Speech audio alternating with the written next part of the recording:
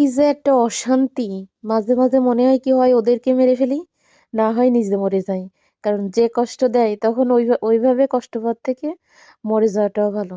কার কথা বললাম বলেন তো? বিড়াল। এত খারাপ হইছে!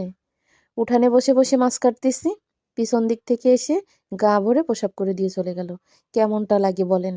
এই শীতের সকালে গোসল করার থেকে মরে যাওয়া বেশি ভালো না? মন চাচ্ছিল হয় ওরে পিটায় মেরে ফেলি, না নিজেই পানিতে ডুব দিয়ে মরে যাই। নেমে আর উঠতে ইচ্ছা করতেছিল না।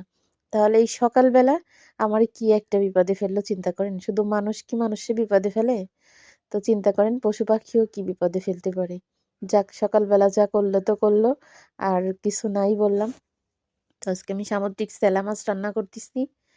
পেঁয়াজ রসুন তো দেখছেন কিভাবে রাখার পরে কিভাবে তার সাথে সকালে গোসল করে যে শীতটা লাগিছে সেই গরম লাগানোর জন্য পেঁয়াজ মরিচের সাথে যুদ্ধ করলাম।